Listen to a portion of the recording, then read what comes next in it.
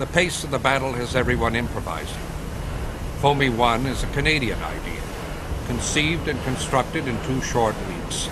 It sweeps the vast ground fires of the world's second largest oil field, the Bergan complex.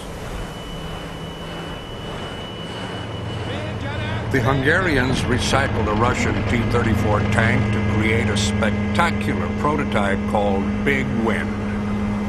They took off the gun turret and replaced it with jet engines from MiG-21 fighter planes. Water is injected into the jet stream. Then they just open the throttles and blow the fire out.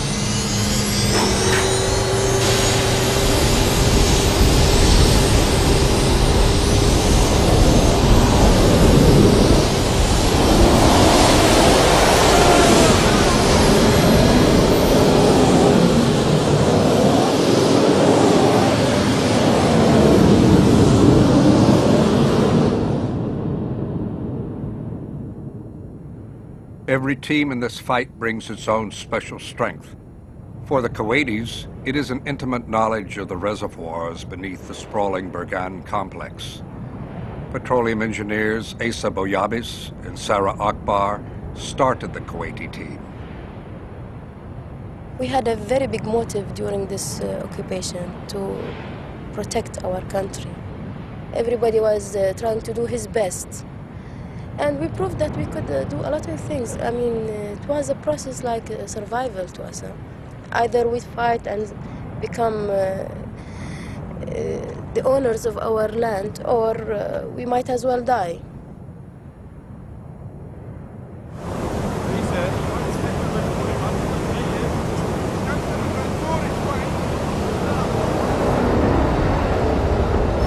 Capping the wells around it has built up the pressure in this fire.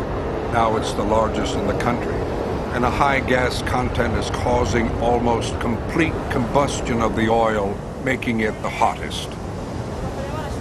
This is the crest of Bergan. This is the top part of the reservoir. This is the cream of Bergan actually being burned here.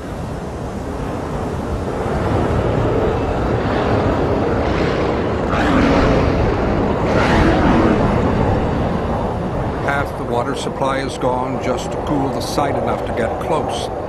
Then the Venturi tube lifts the fire almost out of hose range. Just as success seems possible, the wind shifts, driving the heat back onto the crew.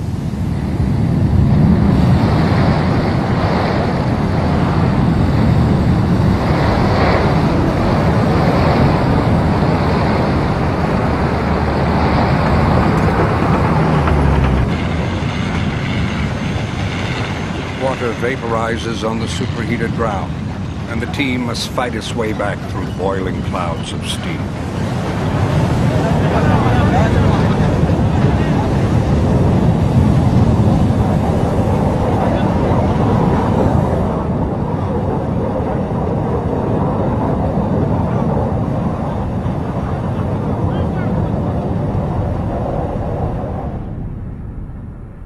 They'll refill the reservoir, build a second one, and move in again.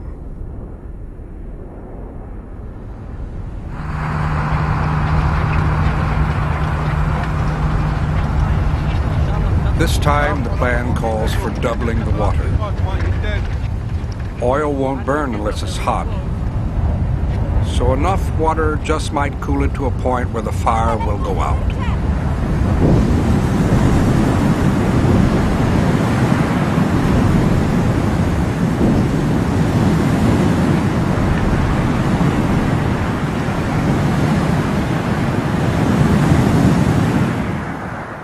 Things special about the oil field. Everybody helps. Everybody tries to find a solution to the problem. They are here for the same purpose, putting off all these fires and clearing the sky. Yeah, wait a minute. Let's put a box on the bottom. Texans have been dynamiting oil well fires for over 50 years. We have to get the well in a certain condition before we can use the dynamite. You fire it remotely after you set up your charges and everything. You're away from the detonation itself. It creates a vacuum, and the fire doesn't have any oxygen to burn on for microseconds. Therefore, it starves, and it doesn't have anything to rekindle it. Watch the blade, he's gonna jump.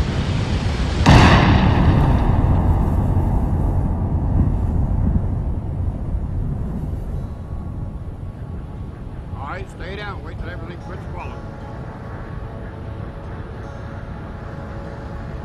All clear. All right, tell me go get on monitor 2.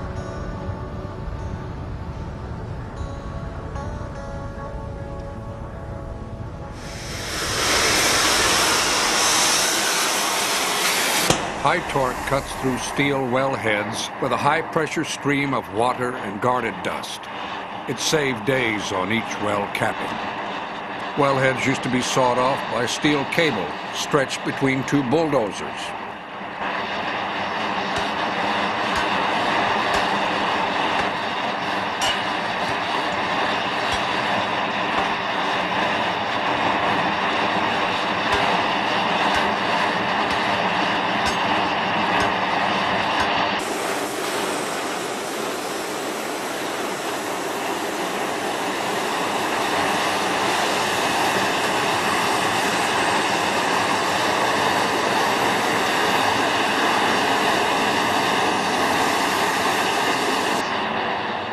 Once the bolts are cut, the old wellhead is removed, and the capping assembly can be forced down over the oil flow in a process called snubbing.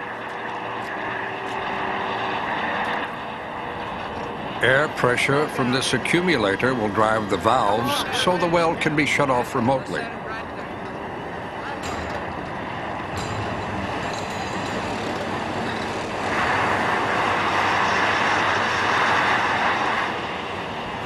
It's still hard to comprehend, and I thought I had myself mentally prepared for what I was fixing to see.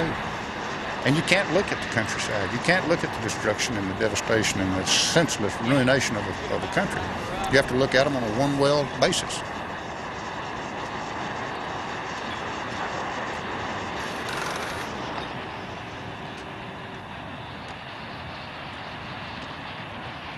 It's really a little bit more. It's more to the environment, too. I mean, because it's a global thing, that you're actually helping wildlife, you know, the seas, everything. It feels better. Makes you think about, appreciate that it doesn't happen like this all the time.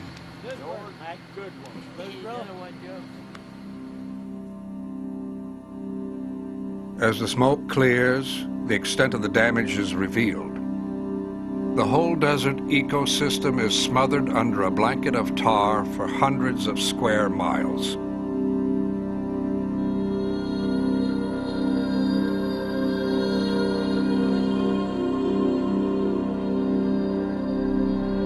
Oases, once havens for desert wildlife, now lie under lakes of oil.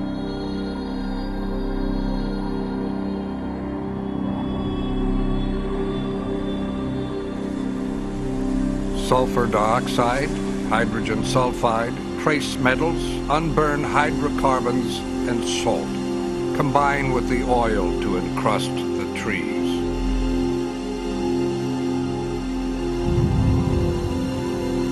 For thousands of migrating birds, the journey ended here.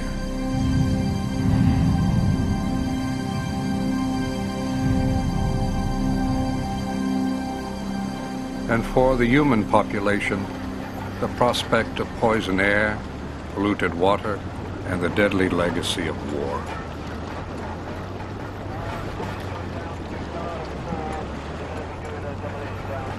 Mines are designed to hurt people. That's the be-all and end-all. And if there are still mines on the beaches and people walk on them, somebody is going to get hurt.